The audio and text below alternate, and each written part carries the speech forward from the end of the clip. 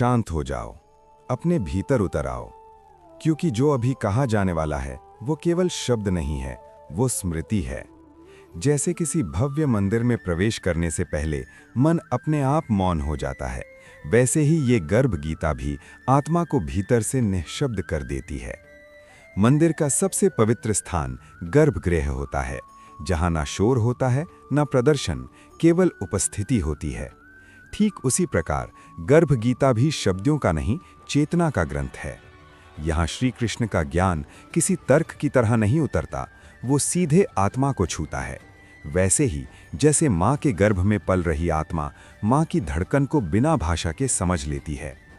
प्रिया आत्मन, इस वाणी को सुनते हुए यदि तुम्हारे होठों से सहज ही जय श्री राधे कृष्ण निकल पड़े, तो समझ लेना कि कथा आरंभ हो चुकी है। ये उच्चारण कोई औपचारिक अभिवादन नहीं है, ये भीतर सोई भक्ति को जगाने का स्पर्श है। जैसे दीपक जलाने से पहले हाथ स्वतः जुड़ जाते हैं, वैसे ही इस स्मरण से वातावरण सत्संगमय हो जाता है। जहाँ ये कथा सुनी जाती है, वहाँ केवल कान नहीं बैठते, वहाँ गर्भस्थ शिशु भी सुनता है, वहाँ पूर्वज भी सुनते हैं, वहाँ स्वयं ईश्वर मौन होकर उपस्थित हो जाते हैं। श्री कृष्ण कहते हैं, जो आत्मा श्रद्धा के साथ गर्भ गीता का श्रवण करती है, वो केवल ज्ञान नहीं सुनती, वो अपने विस्मृत स्वरूप को स्मरण करने लगती है। ये श्रवण धीरे धीरे जन्म और मृत्यु के उस चक्र को शिथिल करने लगता है जिसमें आत्मा युगों से घूम रही है। जैसे किसी को अंधेरे में अचानक अपना ही नाम पुकारते सुनाई दे जाए, वैसे ही ये गीता आत्मा को भीतर से पुकारती है, तू देह नहीं है, तो यात्री है। और जब ये पुकार गर्भ में उतरती है, तब वो आत्मा जो जन्म लेने जा रही है, अपने साथ केवल देह नहीं, एक दिशा भी लेकर आती है। विशेषकर तब जब ये गीता गर्भवती माता के हृदय से होकर बहती है। माँ का उच्चारण, उसका भाव, उसकी श्रद्धा सब मिलकर भाग्य की लिपि लिखते हैं। गर्भ में पल रहा जीवन केवल माँ के रक्त से नहीं बनता, वो माँ की चेतना से आकार लेता है। जो माता गर्भकाल में इस ज्ञान को सुनती है, उसका मन शांत होता है और वही शांति शिशु की श्वासों में उतर जाती है। उसका स्वास्थ्य केवल औषधियों से नहीं बनता, वो संस्कारों से पुष्ट होता है। पर श्री कृष्ण सावधान भी करते हैं। वे कहते हैं, जब आत्मा मुझे भूलकर माया में लिप्त हो जाती है, तब उसका मन अशांत हो जाता है और अशांति ही रोग का बीज बन जाती है। माया आकर्षक है, मधुर है, परंतु बांध लेने वाली है। और जो मेरी भक्ति में लीन रहता है, उसका मन स्थिर रहता है, उसका चित्त निर्मल रहता है। तब श्री कृष्ण का वो शाश्वत वचन स्वयं भीतर गूंज उठता है, दैवी हेषा गुणमयी मम माया दुरत्यया मामेव ये प्रपद्यन्ते माया मेताम तरन्तिते। ये माया मेरी शक्ति है, इससे पार पाना कठिन है, पर जो मेरी शरण में आता है वही इसे पार कर जाता है। हे माता, जब तुम गर्भ में ये भक्ति बोती हो, तब तुम केवल एक शिशु नहीं गढ़ती, तुम माया के बंधन से मुक्त होने की संभावना को जन्म देती हो। तुम्हारा पाठ, तुम्हारा भाव, तुम्हारी शांति सब मिलकर गर्भ में पल रही आत्मा को ये संदेश देते हैं कि ये संसार भोग के लिए नहीं, बोध के लिए है। और यहीं से गर्भ गीता केवल कथा नहीं रहती, वो जीवन का प्रथम संस्कार बन जाती है। और जब ये बोध गर्भ में उतरता है, तब आत्मा अकेली नहीं रहती। श्री कृष्ण कहते हैं, इस मार्ग पर कोई भी आत्मा स्वयं चलकर परम सत्य तक नहीं पहुंच सकती। जैसे अंधकार में जन्मी आंख को प्रकाश की दिशा दिखाने के लिए किसी दीपक की आवश्यकता होती है, वैसे ही ईश्वर की अनुभूति के लिए गुरु का हाथ थामना अनिवार्य है। गुरु कोई साधारण व्यक्ति नहीं होता, वो चेतना है जो आत्मा की बंद आंखों को खोल देती है। गुरु के बिना शास्त्र भी मौन रह जाते हैं, मंत्र भी निर्जीव हो जाते हैं और भक्ति भी दिशाहीन हो जाती है। हे आत्मन, जब तू गर्भ में होता है, तब भी गुरु तुझसे दूर नहीं होता। वो कभी माँ की वाणी बनकर आता है, कभी संत की कथा बनकर, कभी किसी मंत्र की ध्वनि बनकर। गुरु वही है जो अज्ञान के घने अंधकार में ज्ञान का अंजन लगाकर आत्मा की दृष्टि खोल दे। तभी तो श्री कृष्ण ने नतमस्तक होकर कहा, अज्ञान तिमिरांधस्य ज्ञानांजन शलाकया चक्षुरुन्मिलितम येन तस्मै श्री गुरवे नमः। जो मेरे भीतर के अंधकार को चीर कर सत्य दिखा दे, वही मेरा गुरु है। गुरु के बिना ईश्वर दूर नहीं होता, ईश्वर अदृश्य हो जाता है। और जब गुरु कृपा करता है, तब ईश्वर स्वयं सरल होकर हृदय में उतर आता है। इसीलिए श्री कृष्ण कहते हैं, हे माता, जब तुम गर्भकाल में गर्भ गीता का श्रवण करती हो, तब तुम केवल कथा नहीं सुनती, तुम अपने गर्भस्थ शिशु को उसका प्रथम गुरु दे रही होती हो। ये गीता ही वो गुरु है जो आत्मा को उसके विस्मृत वचन याद दिलाती है। ये स्मरण धीरे धीरे आत्मा पर जमे पापों की परतों को गलाने लगता है। कोई कठोर तप नहीं, कोई भय नहीं, केवल श्रवण, केवल श्रद्धा। गर्भ गीता का श्रवण ऐसा है जैसे आत्मा पर जमी धूल को धीरे धीरे हटाया जा रहा हो। पाप यहाँ दंड से नहीं जलते, वे ज्ञान की ऊष्मा से गल जाते हैं। जीवन में शुभता बिना शोर के प्रवेश करती है। विचार शुद्ध होने लगते हैं, कर्म अपने आप सरल हो जाते हैं और मन में एक अकारण शांति बसने लगती है। ये शांति बाहर से नहीं आती, ये भीतर की स्मृति है। आत्मा को याद आ जाता है कि उसका मूल स्वभाव पवित्र है, और जब ये स्मृति गर्भ में पल रही चेतना को छूती है, तब वो आत्मा जन्म लेने से पहले ही हल्की हो जाती है। उसके संस्कार निर्मल होने लगते हैं। यही कारण है कि कहा गया है, जो गर्भ गीता को सुनता है वो केवल अपने वर्तमान को नहीं सुधारता, वो अपने आने वाले जन्म की दिशा भी आलोकित कर देता है। और जब ये स्मृति आत्मा को हल्का कर देती है, तब गर्भ के उस मौन अंधकार में एक अत्यंत सूक्ष्म कंपन उठता है।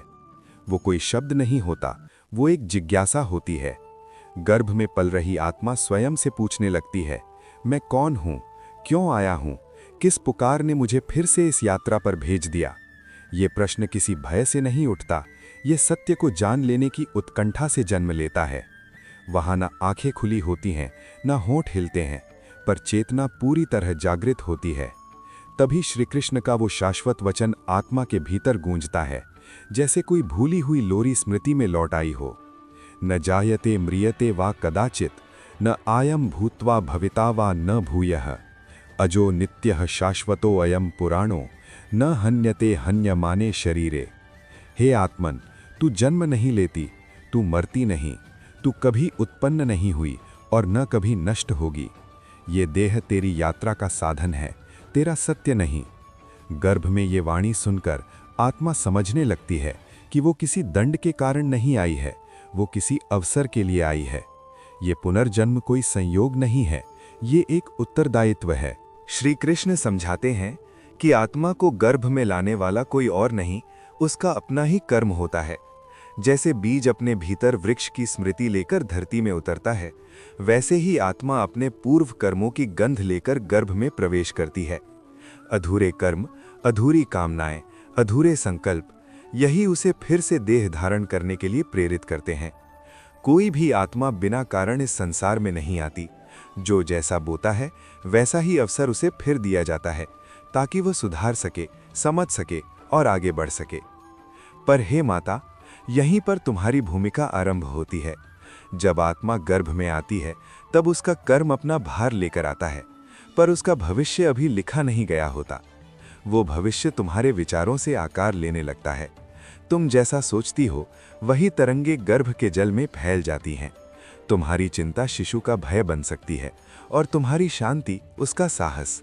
तुम्हारा प्रेम उसकी कोमलता बनता है और तुम्हारी भक्ति उसकी दृष्टि। माता का मन केवल उसका नहीं रहता, वो गर्भ का वातावरण बन जाता है। यदि उस वातावरण में श्रद्धा है, तो आत्मा अपने कर्मों का बोझ हल्का कर लेती है। यदि वहाँ क्रोध और अशांति है, तो वही कर्म और गहरे अंकित हो जाते हैं। इसलिए कहा गया है, माता जैसा सोचती है, शिशु वैसा ही बनता है। ये कोई कहावत नहीं, ये चेतना का नियम है। और जब माता गर्भ काल में इस सत्य को जानकर सजग हो जाती है, तब गर्भ केवल जन्म का स्थान नहीं रहता, वो आत्मा के रूपांतरण की भूमि बन जाता है। श्री कृष्ण कहते हैं, हे माता, तू केवल एक शरीर को आकार नहीं दे रही, तू आने वाले समय की दिशा रच रही है। तेरा गर्भ केवल जीवन को धारण नहीं करता, वो युग को गढ़ता है। जिस प्रकार एक दीपक से 1000 दीप जल सकते हैं, उसी प्रकार एक सात्विक माता से पीढ़ियों का प्रकाश जन्म लेता है। इसीलिए ऋषियों ने माता को सबसे ऊंचे स्थान पर रखा और कहा, मातृदेवो भव, पितृदेवो भव। माता और पिता केवल जन्मदाता नहीं, वे देवतुल्य हैं, क्योंकि उनके विचारों से ही मनुष्य का स्वभाव बनता है।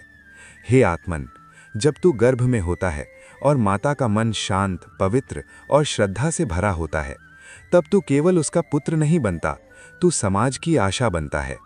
माता यदि भय और द्वेष में डूबी हो तो वही बीज भविष्य में कांटे बनकर उगते हैं, पर यदि माता करुणा, सेवा और भक्ति में स्थित हो तो उसी गर्भ से ऐसे जीवन जन्म लेते हैं जो दूसरों के लिए दीपक बनते हैं। इसलिए कहा गया है, मातृत्व युग निर्माण है और गर्भ उसका प्रथम शिल्पशाला। और इसी युग निर्माण का पहला चरण होता है सेवा। श्री कृष्ण समझाते हैं कि संसार में जो कुछ भी दिया जाता है वो कभी व्यर्थ नहीं जाता। अन्न का दान शरीर को तृप्त करता है, ज्ञान का दान आत्मा को जागृत करता है और सेवा का दान दोनों को पवित्र कर देता है। जो अन्न देता है वो केवल भूख नहीं मिटाता, वो जीवन की रक्षा करता है। जो ज्ञान देता है वो केवल शब्द नहीं देता, वो दिशा देता है। और जो निस्वार्थ सेवा करता है वो स्वयं को ईश्वर के सबसे निकट ले आता है। हे माता, जब तुम गर्भकाल में सेवा का भाव रखती हो तब वो भाव तुम्हारे शिशु के संस्कार बन जाता है। वो बालक बड़ा होकर केवल अपने लिए नहीं जीता, वो दूसरों के दुख को भी अपना समझता है। दान और सेवा का फल तुरंत दिखाई नहीं देता, पर वो गर्भ में बीज की तरह सुरक्षित रहता है और समय आने पर समाज में वृक्ष बनकर फल देता है। यही कारण है कि श्री कृष्ण कहते हैं, सेवा से बड़ा कोई आभूषण नहीं और दान से बड़ा कोई संस्कार नहीं। और जब ये संस्कार गर्भ में उतर जाए तब भविष्य स्वयं उज्जवल हो जाता है। और उसी मौन के भीतर अर्जुन का हृदय और भी गहन होकर बोल उठा। उसका स्वर अब जिज्ञासा से अधिक पीड़ा से भरा था। वो पूछ बैठा, हे केशव, ये मनुष्य जानते हुए भी बार बार मोह के जाल में क्यों उलझ जाता है? क्यों उसे दिखाई नहीं देता कि जिन वस्तुओं को वो पकड़ना चाहता है वे रेत की तरह हाथ से फिसल जाती हैं? क्यों वो अपने ही भीतर के प्रकाश को छोड़ बाहर की चमक में भटकता रहता है? श्री कृष्ण ने अर्जुन की ओर देखा। वो दृष्टि करुणा से भरी थी, जैसे कोई पिता अपने बालक की भ्रांति को डांट से नहीं, समझ से दूर करना चाहता हो। उन्होंने कहा, अर्जुन, ये मोह कोई बाहर से आया शत्रु नहीं है, ये मनुष्य के भीतर ही जन्म लेता है। जब इच्छा अनियंत्रित होती है, जब क्रोध विवेक को ढक लेता है और जब लोभ संतोष को निगल जाता है, तब आत्मा का मार्ग धुंधला पड़ जाता है। यही 3 द्वार हैं जो मनुष्य को पतन की ओर ले जाते हैं, काम, क्रोध और लोभ। इन्हीं से होकर चेतना गर्भ के अंधकार तक उतरती है और इन्हीं से मुक्त होकर वो फिर प्रकाश की ओर उठती है। उन्होंने बहुत कोमल स्वर में कहा, मोह इसलिए पकड़ लेता है क्योंकि मनुष्य अपने आप को शरीर मान बैठता है। वो सोचता है यही मैं हूँ, यही मेरा है, और इसी भ्रम से पीड़ा जन्म लेती है। पर सत्य इससे बहुत आगे है। आत्मा न कभी जन्म लेती है, न कभी मरती है। जो गर्भ में प्रवेश करती है वो कोई नई सत्ता नहीं, वो वही अनादि चेतना है जो अनगिनत यात्राएं कर चुकी है। गर्भ उसका कारागार नहीं, उसका अगला आश्रम है। ये सुनते ही जैसे गर्भ के भीतर पल रही आत्मा भी चौंक उठती है। वो भी तो यही प्रश्न करती है, मैं कौन हूँ? क्यों मुझे इस देह में प्रवेश करना पड़ा? और उत्तर स्वयं जीवन देता है। कर्म ही वो बीज है जो देह का वृक्ष बनता है। जैसे जैसे कर्म, वैसे वैसे संस्कार, और उन्हीं संस्कारों के अनुरूप अगला जन्म। कोई भी आत्मा बिना कारण गर्भ में नहीं आती। वो अपने अधूरे पाठ, अपने बचे हुए ऋण और अपने सीखने योग्य अनुभवों के साथ आती है। श्री कृष्ण ने आगे कहा, अर्जुन, शरीर तो केवल वस्त्र हैं। जैसे मनुष्य पुराने वस्त्र त्याग कर नए वस्त्र धारण करता है, वैसे ही आत्मा पुराने शरीर को छोड़कर नए शरीर को ग्रहण करती है। इसमें न शोक का स्थान है, न भय का। भय केवल अज्ञान से जन्म लेता है, और यही अज्ञान तब और गहरा हो जाता है जब गर्भ में आने वाली आत्मा को शांति का वातावरण नहीं मिलता। इसलिए मैं कहता हूँ, हे पार्थ, माता का मन ही पहला आकाश है जिसमें शिशु की चेतना सांस लेती है। माता जैसा सोचती है, जैसा अनुभव करती है, वही तरंगें गर्भ तक पहुंचती हैं। यदि माता भय में जीती है तो गर्भ में भी अस्थिरता उतरती है। यदि माता शांत, श्रद्धावान और आश्वस्त रहती है तो वही शांति शिशु के स्वभाव में ढल जाती है। यही गर्भ संस्कार का मर्म है। मातृत्व केवल देह का कार्य नहीं है, ये युग निर्माण की पहली सीढ़ी है। एक माँ जब अपने भीतर संयम, करुणा और भक्ति को संजोती है, तब वो केवल एक बालक को नहीं, पूरे भविष्य को आकार देती है। इसलिए शास्त्र ने कहा, माता देवता के समान है। उसके विचार पूजा हैं, उसके भाव मंत्र हैं, और उसका धैर्य ही सबसे बड़ा आशीर्वाद है। और जब ऐसी माता दान और सेवा के भाव में जीती है, जब वो अन्न बांटती है, ज्ञान साझा करती है और निस्वार्थ सेवा करती है, तब उसका पुण्य केवल उसी तक सीमित नहीं रहता। वो पुण्य गर्भ में पल रहे जीवन के संस्कारों में भी अंकित हो जाता है। अन्न का दान शरीर को पवित्र करता है, ज्ञान का दान बुद्धि को उज्जवल करता है और सेवा का दान हृदय को विशाल बनाता है। इसी प्रवाह में श्री कृष्ण ने अर्जुन से कहा, इसलिए मोह से लड़ने का उपाय बाहर नहीं, भीतर है। जब आत्मा को उसकी अमरता का स्मरण हो जाता है, जब उसे ये बोध हो जाता है कि वो नष्ट होने वाली देह नहीं बल्कि अविनाशी चेतना है, तब मोह स्वयं ढीला पड़ जाता है। और यही बोध यदि गर्भ से ही मिलने लगे तो मनुष्य का पूरा जीवन एक साधना बन जाता है, शांत, संतुलित और प्रकाश की ओर अग्रसर।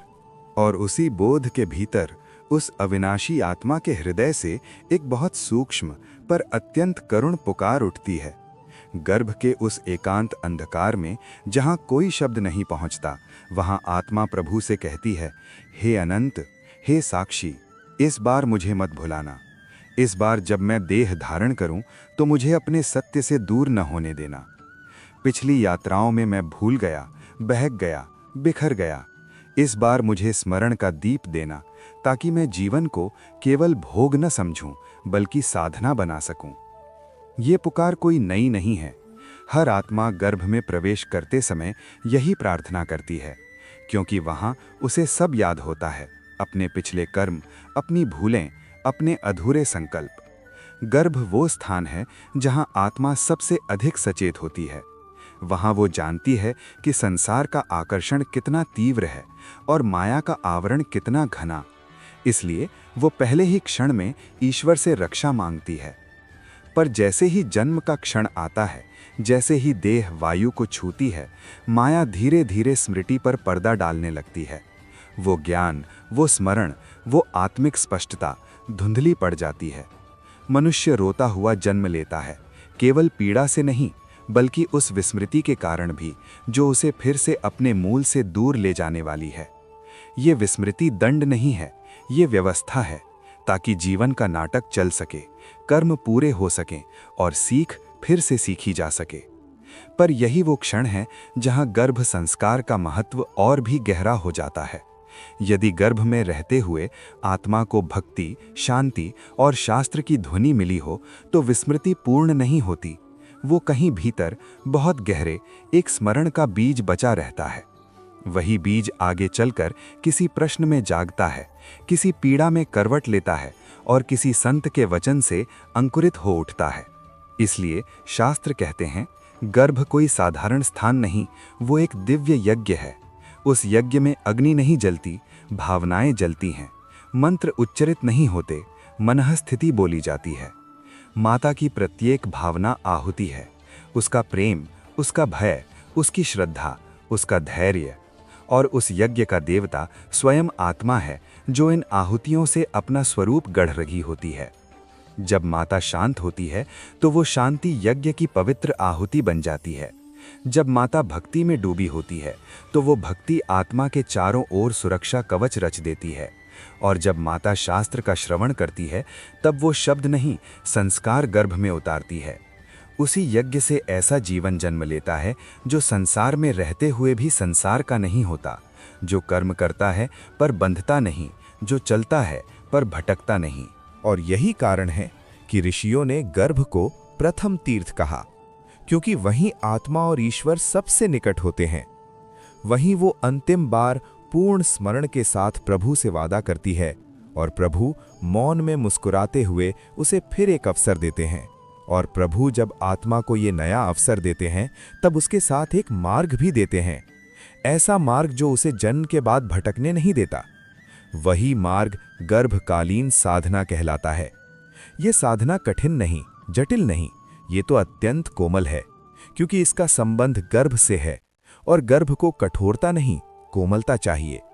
इस साधना में न कोई प्रदर्शन है, न कोई शोर। इसमें केवल निरंतरता है, श्रद्धा है और भीतर उतरने की शांति है। जब माता गर्भकाल में जप करती है तो वो केवल अपने होंठ नहीं हिलाती, वो आत्मा को स्मरण कराती है। प्रत्येक जप एक सौम्य स्पर्श की तरह होता है, जो गर्भ में पल रहे जीवन को कहता है, तू अकेला नहीं है, ईश्वर तेरे साथ है।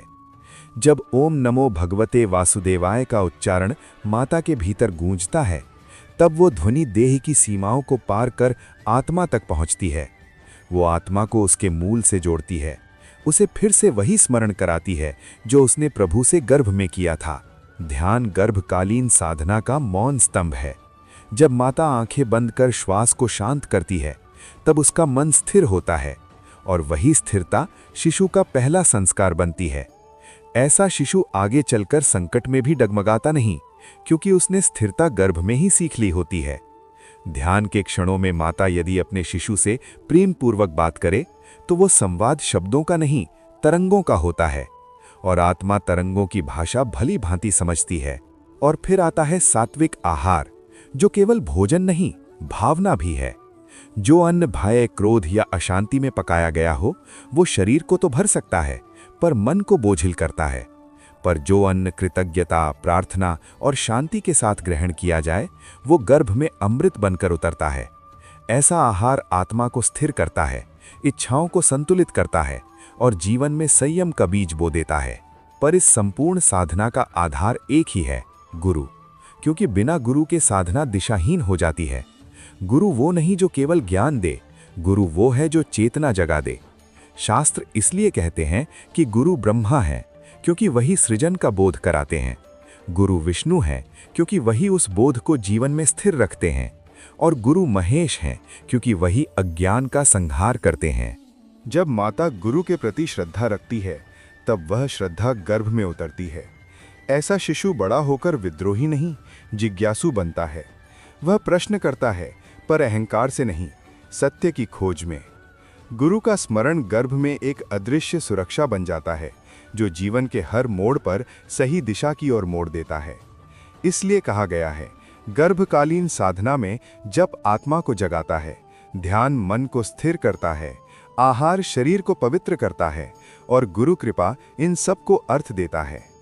जब ये चारों एक साथ गर्भ में उतरते हैं, तब जन्म केवल देह का नहीं होता, तब जन्म होता है एक सजग, संतुलित और स्मरणशील जीवन का, जो संसार में रहकर भी अपने स्रोत को नहीं भूलता।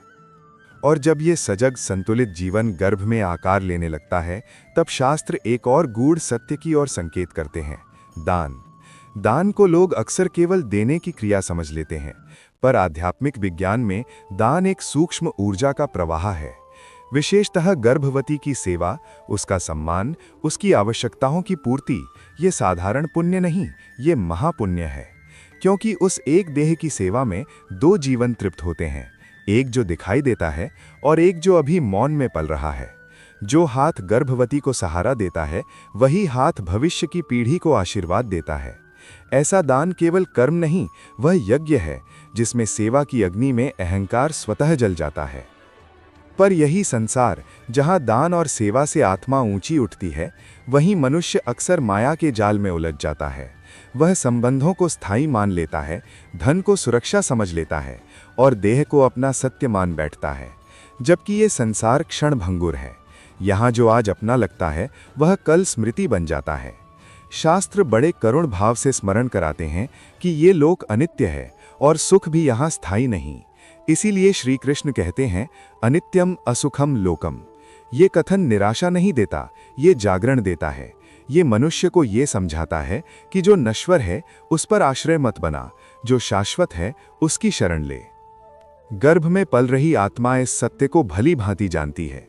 वह जानती है कि संबंध बदलेंगे, शरीर थकेगा और समय सब कुछ बहा ले जाएगा। इसलिए यदि गर्भकाल में माता इस क्षण भंगुरता का बोध रखे, तो शिशु में वैराग्य का बीज पड़ता है।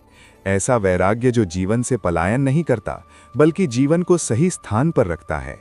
ऐसा व्यक्ति प्रेम करता है पर बंधता नहीं, कमाता है पर खोने से डलता नहीं, जीता है पर भूलता नहीं कि ये यात्रा अस्थायी है। और जब ये बोध गहरा हो जाता है, तब साधना अपने चरम की ओर बढ़ती है, भक्ति की ओर। भक्ति कोई विधि नहीं, कोई नियम नहीं, वो तो हृदय की अवस्था है।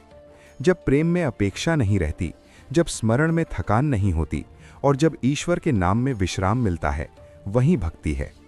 यही भक्ति मोक्ष का द्वार है, क्योंकि वहां आत्मा और परमात्मा के बीच दूरी नहीं रहती। गर्भकाल में यदि माता भक्ति में स्थित हो, तो वो भक्ति शिशु के स्वभाव में उतर जाती है। ऐसा शिशु बड़ा होकर ईश्वर को भय से नहीं, प्रेम से पुकारता है। उसके लिए प्रार्थना मांग नहीं, संवाद बन जाती है। भक्ति उसे संसार से काटती नहीं, बल्कि संसार में रहते हुए भी भीतर से मुक्त रखती है। इस प्रकार दान से हृदय शुद्ध होता है, क्षण भंगुरता के बोध से अहंकार ढीला पड़ता है और भक्ति से आत्मा अपने मूल में लौटने लगती है। यही वो पथ है जो गर्भ से शुरू होकर जीवन के हर चरण में प्रकाश देता है और अंततः प्रेम के उसी द्वार तक ले जाता है जहां मोक्ष कोई लक्ष्य नहीं, स्वाभाविक अवस्था बन जाता है। और जब प्रेम के उसी द्वार से आत्मा भीतर प्रवेश करती है, तब उसे जीवन का एक और गूढ़ अर्थ दिखाई देने लगता है, सेवा। सेवा केवल किसी और के लिए किया गया कर्म नहीं, वो स्वयं को पूर्ण करने की प्रक्रिया है। जो जीवन केवल अपने लिए जिया जाता है, वो भीतर कहीं अधूरा रह जाता है। उसमें सुख तो होता है, पर तृप्ति नहीं होती, क्योंकि आत्मा का स्वभाव विस्तार है और विस्तार सेवा के बिना संभव नहीं। जब मनुष्य दूसरों के लिए जीता है, तब उसका जीवन केवल उसकी देह तक सीमित नहीं रहता, वो अनेक हृदयों में बहने लगता है। ये सत्य गर्भ में ही आत्मा को स्पर्श करता है।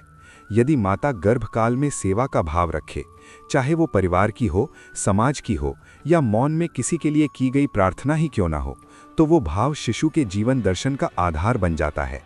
ऐसा बालक बड़ा होकर ये नहीं पूछता कि मुझे क्या मिलेगा, वो पूछता है कि मैं क्या दे सकता हूँ, और यही प्रश्न जीवन को अर्थ देता है। इसी सेवा के प्रवाह में शास्त्र पितृ ऋण की बात करते हैं। हम जिस देह, जिस संस्कार और जिस परंपरा के साथ जन्म लेते हैं, वो केवल माता पिता की देन नहीं होती, वो अनगिनत पूर्वजों की तपस्या और प्रार्थनाओं का फल होती है। पितर केवल स्मृति नहीं, वे चेतना की धारा है जो पीढ़ी दर पीढ़ी बहती है। जब गर्भ में नया जीवन आता है, तब ये धारा और भी सक्रिय हो जाती है। इसीलिए कहा गया है कि पितरों का आशीर्वाद गर्भ से गहराई से जुड़ा होता है। यदि माता गर्भकाल में पितरों का स्मरण करे, कृतज्ञता रखे और उनके प्रति सम्मान का भाव रखे, तो वो भाव गर्भ में सुरक्षा का कवच बन जाता है। ऐसे शिशु के जीवन में अदृश्य सहारा बना रहता है, कभी किसी संकट से समय पर बचाव के रूप में, तो कभी सही निर्णय की प्रेरणा के रूप में। पितृ ऋण कोई बोझ नहीं, वो संबंध है, और उस संबंध का सम्मान गर्भ से ही आरंभ होता है। और यहीं से संस्कार का सत्य और स्पष्ट हो जाता है। संस्कार कोई अचानक उपजी आदत नहीं, वो समय के साथ रोपा गया बीज है। जैसा बीज गर्भ में बोया जाता है, वैसा ही वृक्ष जीवन में खड़ा होता है। यदि गर्भ में भय बोया जाए तो जीवन में संकोच उगता है, यदि क्रोध बोया जाए तो संघर्ष फलता है, और यदि प्रेम, सेवा और श्रद्धा बोई जाए तो भविष्य स्वयं फल फूल उठता है। इसलिए शास्त्र बार बार स्मरण कराते हैं कि भविष्य कहीं दूर नहीं बनता, वो गर्भ में ही आकार लेता है। हर विचार, हर भावना, हर प्रार्थना सब मिलकर आने वाले समय की रचना करते हैं। और जब माता ये समझ लेती है, तब उसका प्रत्येक क्षण साधना बन जाता है। वो जान जाती है कि वो केवल आज के लिए नहीं जी रही, वो कल की नींव रख रही है, और वही नींव आने वाले युग का स्वरूप तय करती है। और जब माता इस सत्य को हृदय में धारण कर लेती है कि वही नींव रख रही है, तब उसके भीतर एक सहज साधना स्वतः प्रवाहित होने लगती है, नाम जप की साधना। नाम जप कोई बोझिल अभ्यास नहीं, वो तो श्वास की तरह स्वाभाविक हो जाता है। जब माता चलते चलते, बैठते बैठते या मौन में भी प्रभु का नाम स्मरण करती है, तब वो नाम गर्भ में आत्मबल भर देता है। मंत्र शब्द नहीं रहता, वो ऊर्जा बन जाता है। वो ऊर्जा शिशु के भीतर साहस, स्थिरता और आंतरिक विश्वास का बीज बो देती है। ऐसा बालक आगे चलकर परिस्थितियों से डरता नहीं, क्योंकि उसके भीतर गर्भ से ही एक अदृश्य सहारा पल रहा होता है। नाम जप से माता का मन हल्का होता है, और उसी हल्केपन में गर्भ सुरक्षित अनुभव करता है। आत्मा को ये अनुभूति होने लगती है कि वो किसी अनाथ संसार में नहीं आ रही, वो एक ऐसी भूमि में जन्म ले रही है जहां ईश्वर का स्मरण जीवित है। यही स्मरण आगे चलकर जीवन की कठिन घड़ियों में उसका संबल बनता है। और यही मातृत्व का तप प्रकट होता है। मातृत्व केवल स्नेह नहीं, वो तपस्या है, मौन, निरंतर और गहन। एक माता यदि अपने विचारों को शुद्ध रख ले, अपने आचरण को संयमित कर ले और अपने हृदय को करुणा से भर ले, तो वो केवल एक जीवन नहीं गढ़ती, वो पूरे समाज की दिशा बदल देती है। इतिहास साक्षी है कि एक जागृत माता से संत जन्मे हैं, वीर जन्मे हैं, और ऐसे मनुष्य जन्मे हैं जिन्होंने राष्ट्र की आत्मा को दिशा दी है। मातृत्व का तप बाहरी नहीं होता, वो भीतर जलने वाली वो अग्नि है जो स्वयं को जलाकर दूसरों को प्रकाश देती है। पर इस तप के मार्ग में माया का आवरण भी है। आत्मा जब गर्भ में प्रवेश करती है, तब वो पूर्ण स्मृति के साथ आती है। उसे अपना सत्य याद होता है, उसे अपने लक्ष्य का बोध होता है। पर जैसे जैसे देह का बंधन दृढ़ होता है, माया उस स्मृति पर परत चढ़ाने लगती है।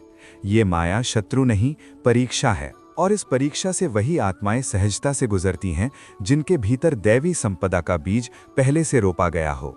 श्री कृष्ण अर्जुन से करुण स्वर में कहते हैं, दैवीम संपद विमोक्षाय निबंधाया सुरीमता मां शुचः संपदम दैवीम अभिजातोसी पांडव।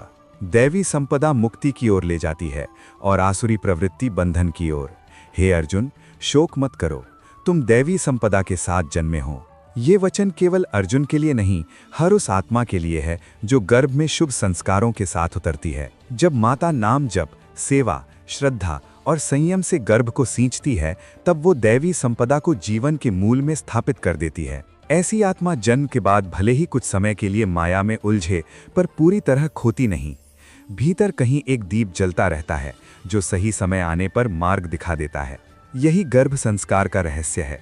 माया के आवरण के बीच भी स्मरण का सूत्र बना रहना, और वही सूत्र आगे चलकर मनुष्य को फिर से अपने स्रोत की ओर मोड़ देता है जहां से वो चला था। और उसी स्मरण के सूत्र से जुड़ी हुई गर्भ के उस मौन लोक में आत्मा फिर एक बार प्रभु से विनती करती है।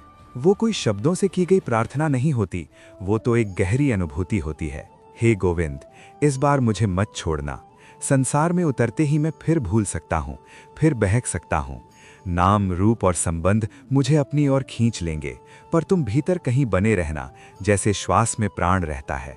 जब मैं थक जाऊं, तब तुम मुझे याद आ जाना। ये प्रार्थना इसलिए उठती है क्योंकि आत्मा जानती है कि उसका जन्म किसी संयोग से नहीं हो रहा। जन्म का कारण अधूरी कामनाएं हैं, वे इच्छाएं जो पिछले जीवन में पूर्ण न हो सकीं। वही कामनाएं आत्मा को फिर से देह की ओर खींच लाती हैं। श्री कृष्ण इस सत्य को बड़े स्पष्ट शब्दों में कहते हैं, कामैस्तैस्तै हृत ज्ञाना प्रपद्यन्ते अन्य देवता तम तम नियमम आस्थाय प्रकृत्या नियता स्वया। जब कामनाएं ज्ञान को ढक लेती हैं, तब मनुष्य अपने मूल से भटक जाता है। वही कामनाएं उसे बार बार जन्म के चक्र में बांधती हैं। गर्भ में आत्मा ये सब देख रही होती है। उसे अपने बंधनों का भी बोध होता है और अपने उद्धार की संभावना का भी। इसलिए वो प्रभु से नहीं कहती कि मुझे जन्म मत दो, वो कहती है जन्म दो, पर स्मरण के साथ। और यही माता पिता का कर्तव्य आरंभ हो जाता है। उनका धर्म केवल शरीर की रक्षा तक सीमित नहीं रहता। वे उस वातावरण के निर्माता होते हैं जिसमें आत्मा अपनी यात्रा शुरू करेगी। घर का हर स्वर, हर शब्द, हर भाव सब संस्कार बन जाते हैं। यदि घर में कलह है तो वो कलह गर्भ में कंपन बनकर उतरती है। यदि घर में शांति है तो वही शांति आत्मा की पहली भाषा बन जाती है। माता पिता यदि एक दूसरे के प्रति सम्मान रखते हैं तो वो सम्मान शिशु के स्वभाव में अंकित हो जाता है। यदि वे प्रार्थना करते हैं तो वो प्रार्थना गर्भ में सुरक्षा का घेरा बन जाती है। वातावरण केवल बाहरी व्यवस्था नहीं, वो चेतना की भूमि है, और उसी भूमि में आत्मा अपने जीवन का पहला कदम रखती है। इसीलिए शास्त्र कहते हैं कि माता पिता का आचरण उपदेश से अधिक प्रभावी होता है। जो वे जीते हैं वही गर्भ में उतरता है, और जब ये जिम्मेदारी प्रेम और जागरूकता के साथ निभाई जाती है, तब आत्मा की वो प्रार्थना, हे गोविंद, इस बार मुझे मत छोड़ना, एक मौन उत्तर पा लेती है। प्रभु उसे छोड़ते नहीं, वे उसी वातावरण के माध्यम से उसके साथ चलने लगते हैं जहां से उसका नया जीवन आरंभ होता है। और जब प्रभु उस वातावरण के माध्यम से आत्मा के साथ चलने लगते हैं, तब जीवन के सबसे सूक्ष्म प्रभावों का भी महत्व प्रकट होने लगता है। उन्हीं में एक है आहार। आहार केवल पेट को भरने की प्रक्रिया नहीं, वो चेतना को गढ़ने की विधि है। जो भोजन सात्विक होता है वो केवल शरीर को पोषण नहीं देता, वो चित्त को भी शांत करता है। गर्भकाल में माता जो अन्न ग्रहण करती है, वही अन्न सूक्ष्म रूप में शिशु की वृत्तियों का निर्माण करता है। शांत मन से पकाया गया भोजन, कृतज्ञता के साथ खाया गया भोजन, प्रार्थना के स्पर्श से पवित्र किया गया भोजन, ये सब गर्भ में सात्विकता का आधार बनता है। ऐसा आहार आत्मा को भारी नहीं करता, वो उसे स्थिर करता है। उससे क्रोध कम होता है, भय शिथिल पड़ता है, और भीतर एक सहज संतुलन जन्म लेता है। सात्विक भोजन से सात्विक चित्त बनता है, और वही चित्त आगे चलकर विवेक की भूमि बनता है। इसीलिए ऋषियों ने गर्भकाल में आहार को साधना का अंग माना, केवल स्वास्थ्य का विषय नहीं। और इसी शांत चित्त के भीतर आत्मा अपने संकल्प को स्पष्ट रूप से धारण करती है। आत्मा यूं ही संसार में नहीं आती, वो अपने साथ पूर्व जन्म के अधूरे कार्य, अधूरे अनुभव और अधूरे उत्तर लेकर आती है। गर्भ में वो उन सब का बोध रखती है। उसे ज्ञात होता है कि इस जीवन में उसे क्या सीखना है, क्या चुकाना है और क्या पूर्ण करना है। यही उसका संकल्प होता है, मौन पर दृढ़। यदि गर्भ का वातावरण अशांत हो तो यह संकल्प धुंधला पड़ जाता है, पर यदि माता का मन स्थिर हो तो आत्मा अपने लक्ष्य को स्पष्टता के साथ पकड़ पाती है। यही कारण है कि कुछ बच्चे बहुत कम उम्र में ही अपने मार्ग की ओर आकर्षित होने लगते हैं। वे आकर्षण संयोग नहीं, वे गर्भ में लिया गया संकल्प होता है, जो समय आने पर स्वयं को प्रकट करता है। इसलिए शास्त्र गर्भ को पहला गुरुकुल कहते हैं। वहाँ कोई कक्षा नहीं होती, कोई पाठ्यक्रम नहीं होता, पर शिक्षा निरंतर चलती रहती है। और उस गुरुकुल की प्रथम गुरु माता होती है। माता जो बोलती है वे शिक्षा है, माता जो सोचती है वे शिक्षा है, यहाँ तक कि माता जो मौन धारण करती है वे भी शिक्षा बन जाती है। गर्भ में आत्मा शब्दों से नहीं, भावों से सीखती है। इसी सत्य को प्राचीन वाणी में कहा गया है, आचार्यनाथ पादमा दत्ते पादम शिष्यः स्वमेधया पादम सब ब्रह्मचारिभ्यः पादम कालक्रमेण च। अर्थात जीवन की शिक्षा का एक भाग आचार्य से मिलता है, एक भाग अपनी बुद्धि से, एक भाग सहपाठियों से और एक भाग समय के साथ। पर गर्भ में ये क्रम और भी गहन हो जाता है। वहाँ आचार्य माता है, सहपाठी भावनाएं हैं और समय स्वयं ईश्वर की छाया में बहता है। जो शिक्षा गर्भ में मिल जाती है उसे जीवन में मिटाना कठिन होता है। वे आत्मा के साथ चलती है जैसे सुगंध फूल के साथ चलती है। इसलिए कहा गया है, गर्भ केवल जीवन का आरंभ नहीं, वे जीवन की दिशा है। और जो माता इस सत्य को समझ लेती है उसके लिए हर क्षण साधना बन जाता है, क्योंकि वे जानती है कि वे केवल एक शिशु को नहीं, एक चेतन यात्रा को आकार दे रही है। और जब माता ये समझ लेती है कि वे एक चेतन यात्रा को आकार दे रही है, तब उसके भीतर का अहंकार स्वतः पिघलने लगता है। वहीं से पूर्ण शरणागति का जन्म होता है। शरणागति का अर्थ ये नहीं कि कर्तव्य छूट जाते हैं, बल्कि ये कि कर्ता का भाव शांत हो जाता है। माता अपने मन में ये भाव धारण करती है, हे प्रभु, जो कुछ मैं कर रही हूँ वे भी तुम हो, और जो नहीं कर पा रही उसकी पूर्ति भी तुम ही करोगे। इसी भाव में श्री कृष्ण का वे महावाक्य गर्भ की निस्तब्धता में उतरता है, सर्वधर्मान परित्यज्य मामेकम शरणं व्रज अहम त्वाम सर्व पापेभ्यो मोक्षयिष्यामि मा शुचः। ये वचन केवल अर्जुन के लिए नहीं, हर उस माता के लिए है जो गर्भ में एक आत्मा को थामे हुए है। जब माता ये शरणागति स्वीकार करती है, तब गर्भ में पल रही आत्मा को ये अनुभूति मिलती है कि उसे अकेले संघर्ष नहीं करना है। उसे थामने वाला हाथ अदृश्य सही पर अडिग है। इसी शरणागति के मार्ग पर आत्मा 3 सीढ़ियां चढ़ती है। पहली सीढ़ी है स्मृति, अपने मूल का स्मरण। वही स्मृति जो गर्भ में स्पष्ट होती है और जन्म के बाद धीरे धीरे धुंधली पड़ जाती है। पर यदि गर्भ में भक्ति और शास्त्र का स्पर्श मिला हो तो ये स्मृति पूरी तरह नष्ट नहीं होती। दूसरी सीढ़ी है वैराग्य, संसार से भागना नहीं, बल्कि संसार को सही स्थान पर रखना। जब आत्मा समझ लेती है कि कुछ भी स्थायी नहीं, तब वो आसक्ति से मुक्त होने लगती है। और तीसरी अंतिम सीढ़ी है समर्पण, जहां आत्मा अपने सारे भार प्रभु के चरणों में रख देती है और सहज हो जाती है। ये तीनों सीढ़ियां किसी क्रमिक साधना की तरह नहीं चढ़ी जाती, वे जीवन के अनुभवों से स्वयं आकार लेती हैं। गर्भ में डाले गए संस्कार इन्हें सरल बना देते हैं। इसीलिए जो आत्मा गर्भ में शरणागति का स्पर्श पाती है, वो जीवन की कठिनाइयों में भी टूटती नहीं, क्योंकि उसे भीतर से एक मौन सहारा मिलता रहता है। और जब ये अनुभव गहराता है, तब गर्भ गीता केवल व्यक्तिगत साधना नहीं रहती, वो एक दायित्व बन जाती है। गुरुजन, संतजन और कथावाचक इस दायित्व को उठाते हैं। वे केवल कथा नहीं कहते, वे ईश्वर के दूत बन जाते हैं। उनके मुख से निकला हर शब्द किसी गर्भ में दीप जला सकता है, किसी माँ को संबल दे सकता है और किसी आत्मा को उसकी दिशा याद दिला सकता है। गर्भ गीता का प्रचार शोर से नहीं होता, वो करुणा से होता है। वो भय से नहीं, प्रेम से होता है। गुरुजन जहाँ भी ये वाणी पहुँचाते हैं, वहाँ केवल ज्ञान नहीं फैलता, वहाँ शांति का विस्तार होता है। और उसी शांति में अनेक आत्माएं अपने भीतर छिपे स्मरण को पहचानने लगती हैं और प्रभु की शरण में सहज भाव से टिक जाती हैं। और उसी शांति के विस्तार में आत्मा को अपने अंतिम सत्य की झलक मिलने लगती है। मृत्यु, जिसे संसार भय का नाम देता है, वो वास्तव में एक द्वार मात्र है। जब जीवन गीता के भाव में ढला हो, जब गर्भ से ही स्मरण का बीज रोपा गया हो, तब मृत्यु अंधकार नहीं बनती। शास्त्र कहते हैं कि जो गीता के तत्व को धारण करता है, जिसकी चेतना भक्ति और शरणागति में स्थित होती है, उसे यमलोक का भय नहीं रहता।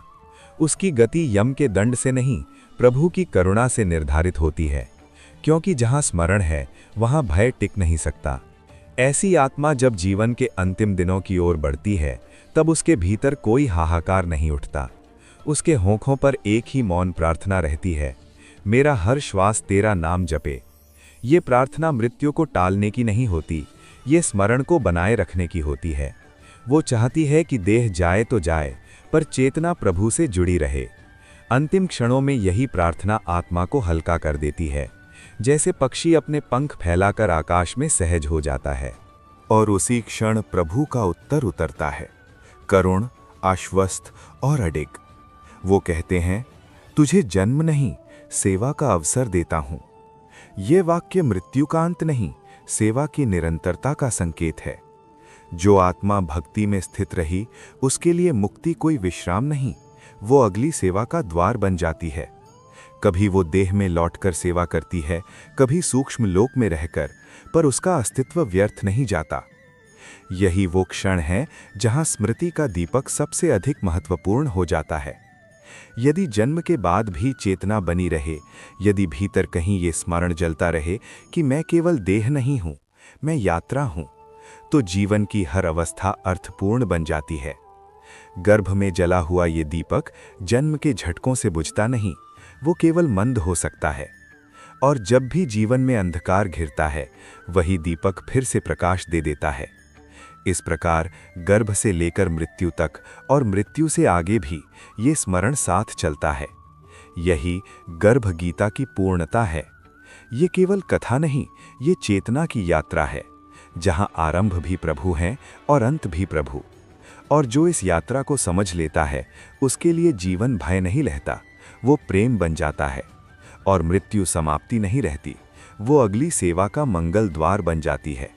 और इसी दिव्यता के प्रवाह में गर्भ गीता का अंतिम रहस्य प्रकट होता है। जीवन में हर आत्मा के लिए 3 मार्गदर्शक निर्धारित हैं, माता, गुरु और अंतरात्मा। माता वो प्रथम गुरु है जिसके हृदय की धड़कन और वाणी में ही शिशु को जीवन के मूल संस्कार मिलते हैं। गर्भ में माँ के स्मरण से बच्चे के भीतर स्थिरता, प्रेम और भक्ति का बीज अंकित होता है। गुरु वो दीपक है जो जन्म के बाद अंधकार में मार्ग दिखाता है। उसकी शिक्षा और आज्ञा आत्मा को वास्तविकता से जोड़ती है और जीवन के भ्रमों से मुक्त करती है। और अंततः अंतरात्मा, जो स्वयं श्री कृष्ण का अंश है, वो शाश्वत मार्गदर्शक है, जो हर परिस्थिति में चेतना को सही दिशा दिखाता है। इस मार्गदर्शन के बीच जब आत्मा गर्भ में प्रश्न करती है, मैं कौन हूं, तो उसे समझ आता है कि उसका अस्तित्व केवल देह तक सीमित नहीं। शास्त्र कहते हैं, अहम ब्रह्मास्मि, मैं ब्रह्म हूं, अनादि और अनंत।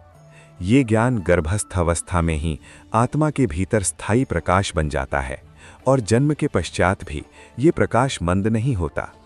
श्री कृष्ण का अंतिम उपदेश गर्भ गीता का सार है। यदि इस जीवन में नाम, भक्ति और ज्ञान संजोया जाए तो जीवन धन्य होता है। गर्भ में पिता माता के सहयोग, गुरु की शिक्षा और आत्मा के स्मरण से जो संस्कार अंकित होते हैं, वे जन्म के बाद भी मार्गदर्शक बनते हैं। ये केवल शरीर का निर्माण नहीं, ये दिव्य चेतना का संचार है जो भविष्य को भी उज्जवल बनाता है। और ये भक्ति, सेवा और प्रेम का शाश्वत पथ है। जो इसे नित्य स्मरण, श्रवण और पालन करता है, उसकी आत्मा जन्म और मृत्यु के बंधनों से मुक्त होती है। उसका जीवन सतत शुभता, शांति और दिव्यता से पूर्ण रहता है। ये ज्ञान केवल सुनने के लिए नहीं, बल्कि अपनाने के लिए है, ताकि प्रत्येक माता, प्रत्येक श्रोता, प्रत्येक जीवन इस गीता के प्रकाश में अपना मार्ग पाए और आत्मा का वास्तविक लक्ष्य प्राप्त करे। शांत भाव से, श्रद्धा और भक्ति के साथ गर्भ गीता का ये उपदेश हर हृदय में स्थायी दीपक जलाए और जीवन के प्रत्येक पथ को प्रकाशमान करे। माँ गीता का प्रकाश बांटना भी एक सेवा है, एक साधना है। जब ये ज्ञान आगे बढ़ता है तो अनेक जीवनों को दिशा मिलती है, अनेक मनों को शांति मिलती है। तो इसे शेयर करना भी तुम्हारा धर्म बन जाता है। वीडियो को लाइक करो, अपने भाव कमेंट्स में प्रकट करो और ऐसे और प्रसंगों के लिए सब्सक्राइब करना मत भूलो। कमेंट्स में जय श्री कृष्ण जरूर लिखें। जय श्री कृष्ण। राधे राधे।